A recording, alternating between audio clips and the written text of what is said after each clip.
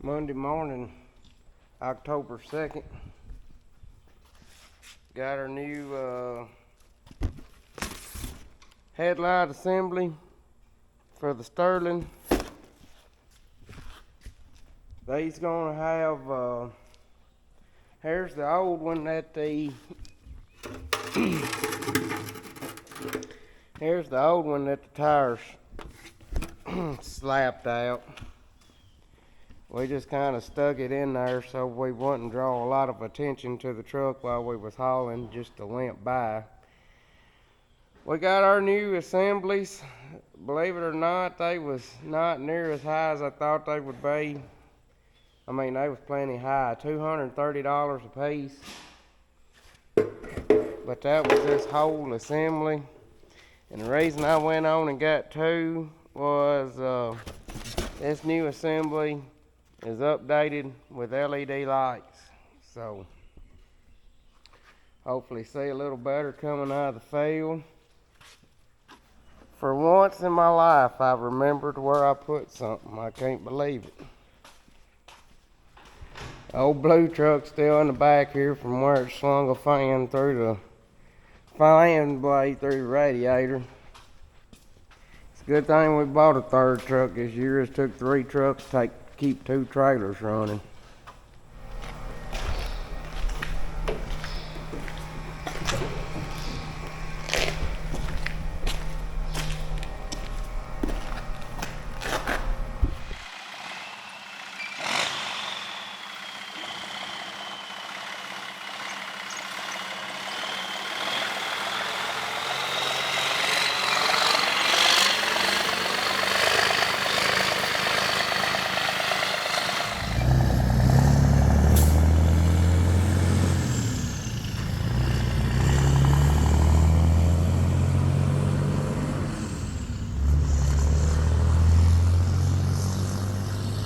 This 25-foot head-on is a lot different than moving with my old 22-footer.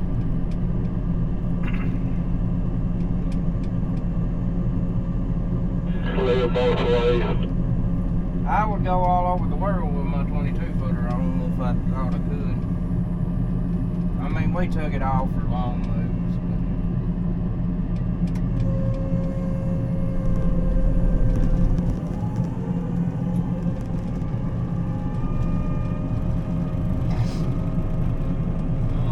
We take this one.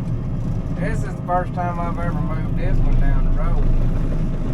Today's the first day I've ever moved it down the road any distance.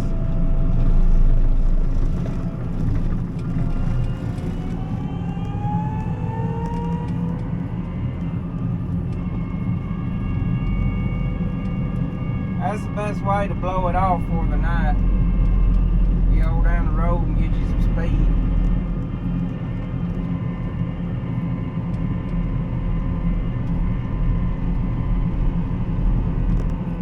There's much to blow off with the leaf blower. Everybody in these darn trash cans. This header sticks out a lot farther than that old auger head, so it's a little harder to judge distance.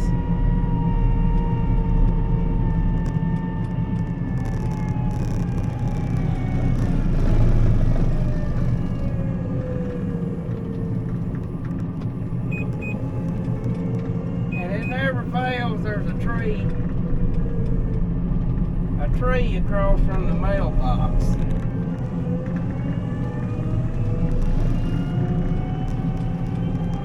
I really don't want to have to buy anybody a mailbox tonight.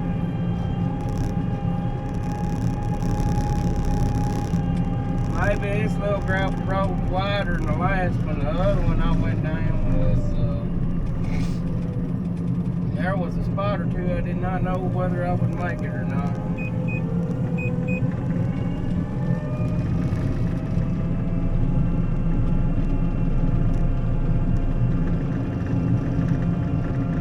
Just keep your mind in the middle.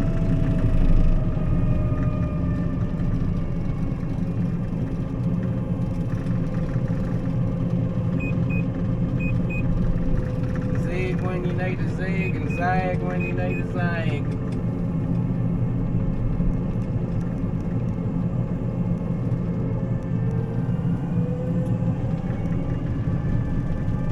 Wish some of my county taxes would go to trimming these limbs back on these roads.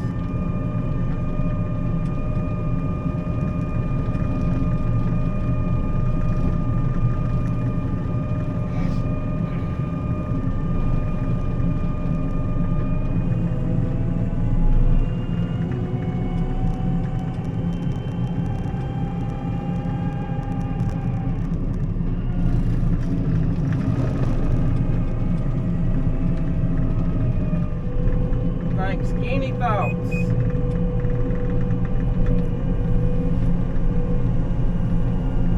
Why is there a random post sticking up?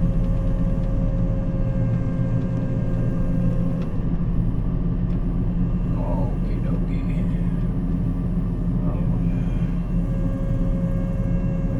Whoa.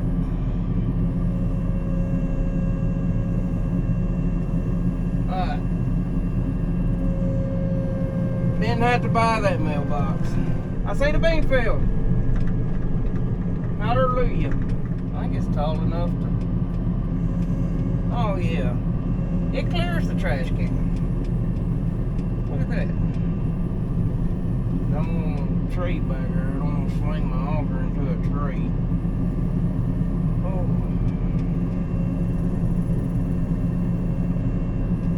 Lord have mercy. It has been. Let's get in more manageable gear here.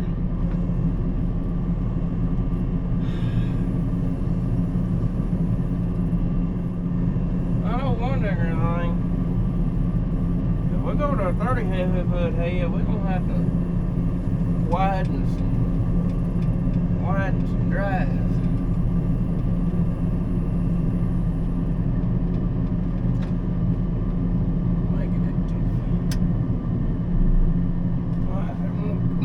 Cut us a hole to put the grain buggy in.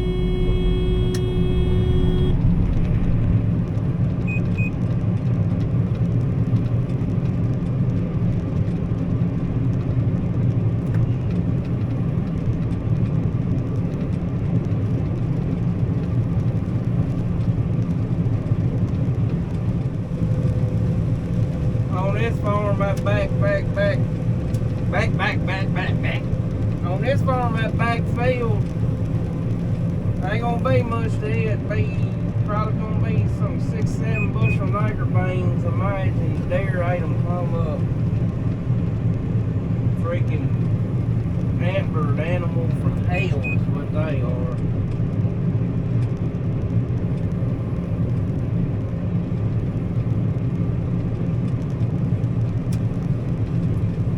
Did I cut exactly 25 foot with my GPS calibrated?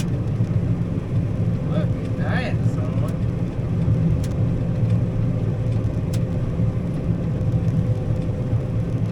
My auto track was right on. You have a deer problem without telling me you have a deer problem.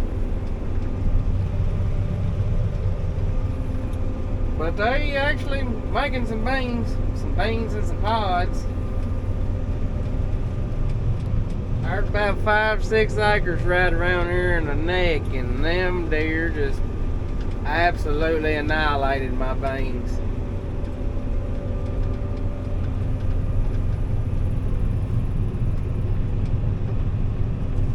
Wore them out.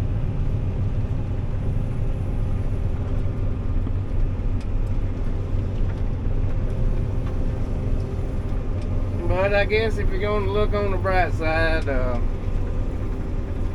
it's not taking long to run through them.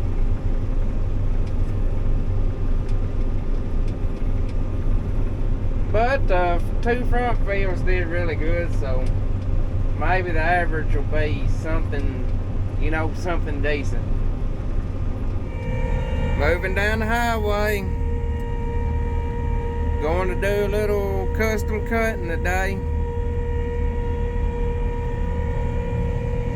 feller called me up, needed some beans cut, so we're gonna go do that, and then 16 acres there, and hopefully we're gonna finish up the full season soybeans today. Got 30 acres of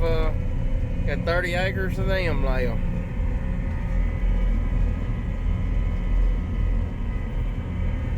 When that's one thing I ain't gonna like about going to a bigger header. This 25 foot's already harder to move around than their 22, but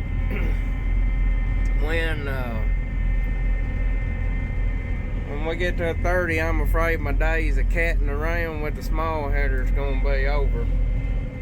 But we only do this if we're moving short distances.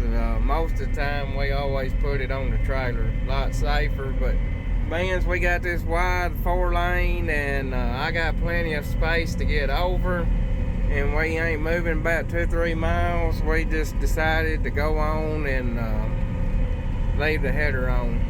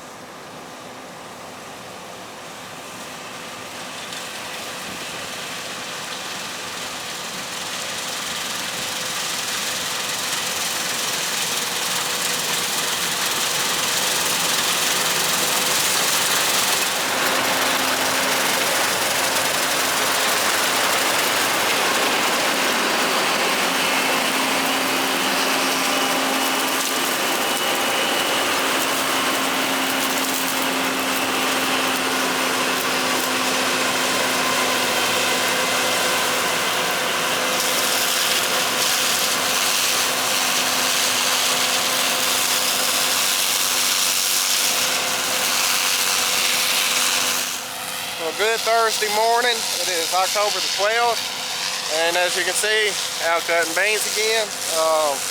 But these are not our beans. This is a custom job that we're doing, a little 16-acre farm here. It was on the way to our next farm, and so we swung in here and cutting them. A really nice little farm too. But we like one more farm of full season beans, 28 acres. It's the farm that we done Dylan did all the drainage work on, and the farm where he run the break and plow on it. So anxious to see what them beans do. They look really good. So so we're hoping they'll make good. But like I said, a little 16-acre farm here. One more farm of full season beans to go, and then we'll be caught up to our double crop beans. So next week, wheat drilling or wheat planting begins. So a lot more footage to come. I think as soon as we get our wheat drilled, we'll be able to get into the full season double crop beans. They'll be ready to cut. But like I said, a real nice little farm here, and got some old sheds in it. You can't see it, but there's a house up there, and I'm pretty sure it's an outhouse there beside it. But you know, I like to see these old farms because, you know, this is how someone made their living. You know, someone made a living on this little farm. Like I said, I think it's 16 acres, but someone used to make a living, and it's a dang shame that these old barns are going to waste, you know, because ain't no telling how old they are, but they look like some really nice old barns, you know. But it's a shame these little old farms are going to waste, you know. I wish I could have found it and, you know, kept it up, you know, but that's just a piece of history that's lost. Oh, it's pretty bad caved in on this side. You know, but I like to think back and, you know, what did this family do to make a living? How did they make a living on this farm?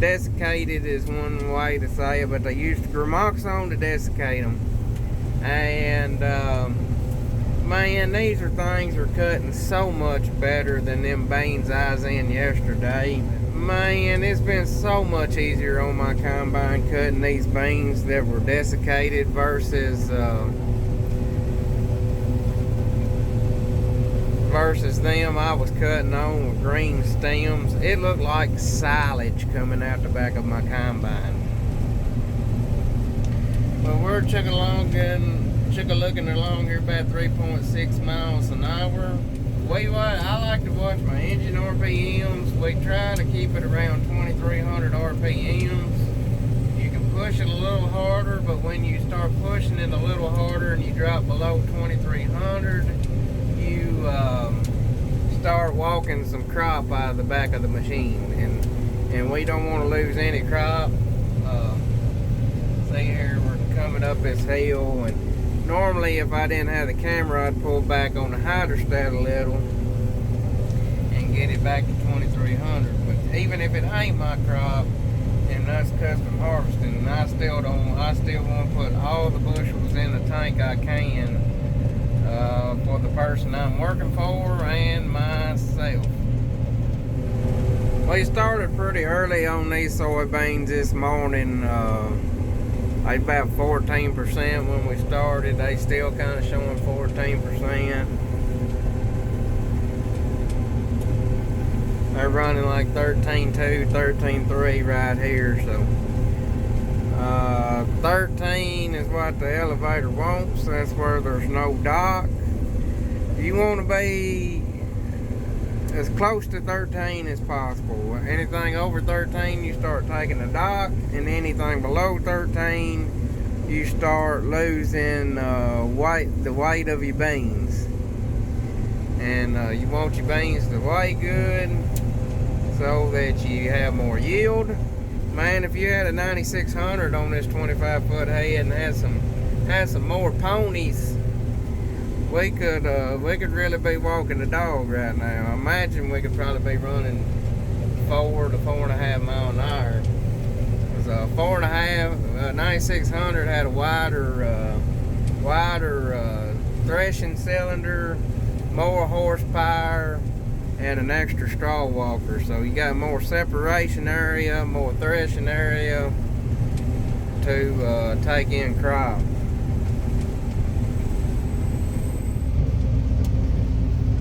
No, there is nothing wrong with your TV. Do not adjust your headset. That is... Remember them old VCR cleanup tapes you'd have to put in? We're going to have to run a cleanup tape through our combine.